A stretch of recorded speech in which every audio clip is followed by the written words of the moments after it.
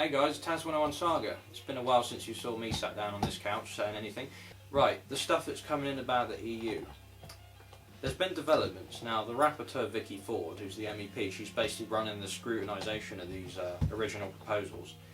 And they've sort of flopped now because they were so unpopular in the Parliament that nobody really supported it, except a couple who were sort of just ignorant as hell anyway. There's always going to be two that will be like, oh, a gun ban, that sounds good. I won't read it, but it sounds good, so I'll vote for it. But that hasn't got anywhere, luckily, and amendments are being made. They're trying to get UK deactivated guns recognised as, you know, rendered inoperable, which we all know they are. We have the best specs, you know, in Europe pretty much. We've had, you know, practice for the last 25 years, and we all know that, you know, we have some of the best specs in Europe. There's no reason to change them for these inferior ones. I think that's part of the frustration of all the collectors in this country. We've been very aggravated that the government has actually said they're going to adopt these measures. And, hello. You're going to sit nicely? Alright. Say hello to YouTube. I ain't seen you before, have they? Where was I at? Right, yeah, they're actually, the new regs are actually apparently coming in, but there's no action plan to implement this. It would apply retrospectively to any UK deactivated guns you're putting on the market, so you would have to pay out your own pocket to get them re-deactivated. I don't know how this is supposed to work, because how are they going to know you're even selling them unless you do it online? You know, they're not going to be able to track private sales because these things are not registered, and we're not required by law. We never have been at any point to be required by law to show when we are selling these things, because they're not regarded as firearms, they're just sort of treated like ornaments. I don't know how they're going to implement that.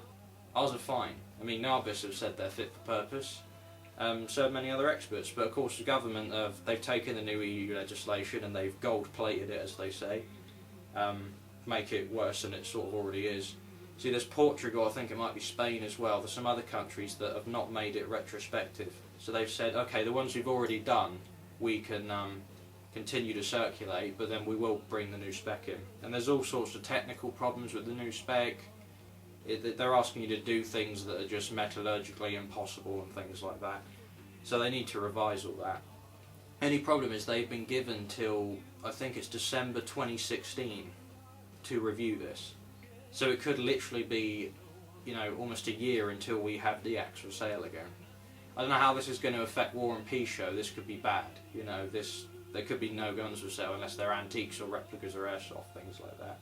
Everyone else in Europe who's fighting to propose the ban on the semi-auto thing, I think that's probably going to get dropped now because the amendments are basically dropping it. Unless it's sort of semi-automatic converted to full auto or something, which would not be legal anyway. So we're not completely losing. We're going to lose something somewhere, sadly, that's just the way it's going to be, but it's probably not going to end up anywhere as bad as we originally thought. So that's a positive. Because the new DX specs in this country come in tomorrow, we won't be able to buy anything for potentially a long time. So because of that, yesterday, this happy chappy arrived. D&B was doing a deal on them.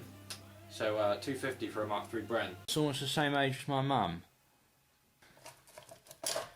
Scary high cap mag that would scare Obama, make him cry. I will try and get videos out on this guy at some point.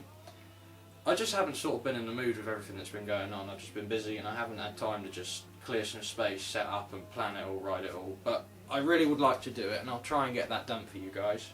If I start this new job, I'm actually going to have pretty good pay, so I'll probably be able to get back into airsoft. And I want to get some new kit, because I haven't been since, I think it's 2012 or 2013. It's a shambles anyway, how long I haven't been. I intend to go back. If I've got some new gear, I'm not saying I'm going to be able to afford to get a GoPro Hero and all that rubbish, but I don't think I'm good enough at it to deserve to have a GoPro. It probably wouldn't be that interesting, but yeah, I want to get some more kit, and we'll see how that goes. German uniform's still going to be working on that.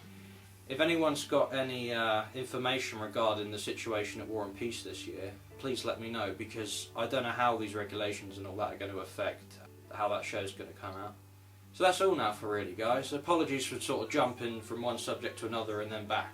I'll try and crack something out whenever I've got the time or I feel like it. So, peace. Keep writing to your MEPs, keep writing to the EU. Make sure you all vote Leave on 23rd of June. I will be.